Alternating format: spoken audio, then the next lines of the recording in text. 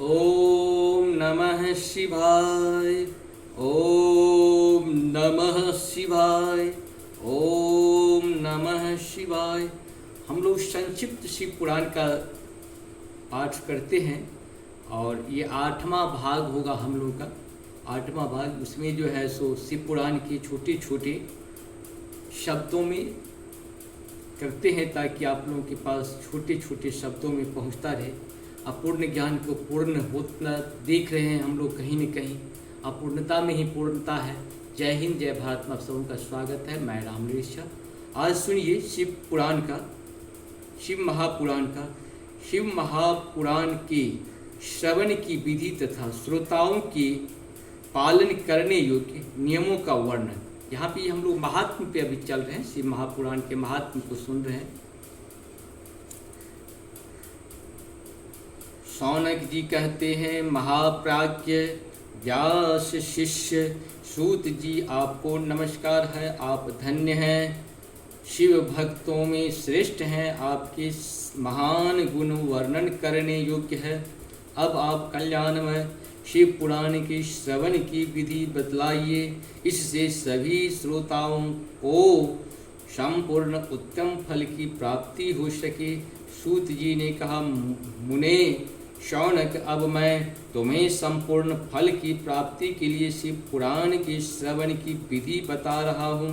पहले किसी ज्योतिषी को बुलाकर दान मान से संतुष्ट करके अपने सहयोगी लोगों के साथ बैठकर बिना किसी विघ्न बाधा की कथा की समाप्ति होने के उद्देश्य से शुद्ध मुहूर्त का अनुसंधान कराए और प्रयत्नपूर्वक देश देश में स्थान स्थान पर यह संदेह भेजे कि हमारे यहाँ शिव पुराण की कथा होने वाली है।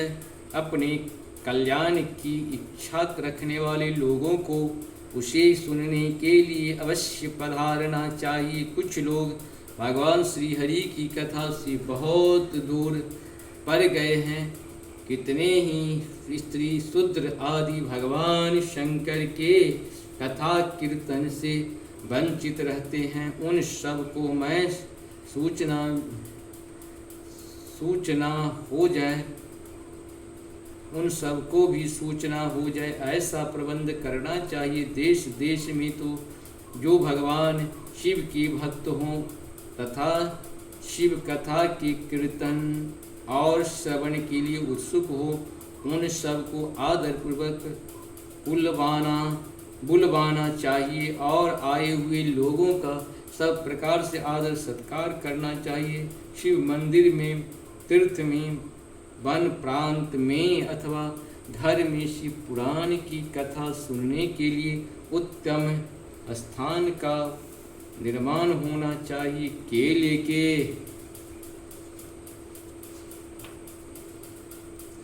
केले के खंभे से सुशोभित एक ऊंची कथा मंडप तैयार कराएं। उसे सब और फल पुष्प आदि से तथा सुंदर चांद वेश से अलंकृत करें और चारों ओर ध्वजा पताका लगाकर तरह तरह के सामानों से सजाकर सुंदर शोभा संपन्न बना दे। भगवान शिव के प्रति एक प्रकार से उत्तम भक्ति करनी चाहिए। वही सब तरह से आनंद का विधान करने वाली है। परमात्मा भगवान शंकर के लिए दिव्य आसन का निर्माण करना चाहिए तथा कथावाचक के लिए भी एक ऐसा ही दिव्य आसन बनाना चाहिए जो उनके लिए सुख दे सके। मुने नियम पूर्वक कथा सुनने वाले श्रोताओं के लिए भी यथा योग्य सुंदर स्थानों की व्यवस्था करनी चाहिए। अन्य लोगों के लिए साधारण स्थान ही रखने चाहिए। जिसके मुख से निकली हुई वाणी देहधारियों के लिए कामधेनु के समान अभिष्ट फल देने वाली होती है, उस पुराण वेता विद्वान वक्ता के प्रति तुच्छ बुद्धि कभी नहीं करनी चाहिए। संसार में जन्म तथा गुणों के कारण बहुत से गुरु होते हैं, परंतु उन सब में पुराणों का ज्ञाता विद्वान ही परम गुरु माना गया है। पुराण वेता पवित्र, दक्ष, शांत, ईर्ष्या पर विजय पाने वाले, साधु और दयालु होना चाहिए। ऐसा प्रवचन कुशल विद्वान इस पुण्यमयी कथा को कहे। सूर्योदय से आरंभ करके 3:30 पहर तक उत्तम बुद्धि वाले विद्वान पुरुष को शिव पुराण की कथा सम्यक रीति से वांचना चाहिए।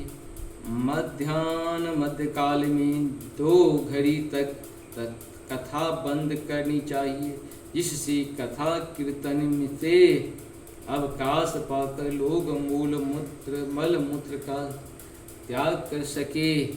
कथा प्रारंभ के दिन से 1 दिन पहले व्रत ग्रहण करने के लिए वक्ता को छौर करा लेना चाहिए। जिन दिनों कथा हो रही हो उन दिनों प्रयत्नपूर्वक प्रातः काल का सारा नित्य कर्म संक्षेप में ही कर लेना चाहिए। वक्ता के पास उसकी सहायता के लिए एक दूसरा वैसा ही विद्वान स्थापित करना चाहिए। वह भी सब प्रकार के संयोगों को निवृत्त करने में सक्षम और लोगों को समझाने में कुशल हो। कथा में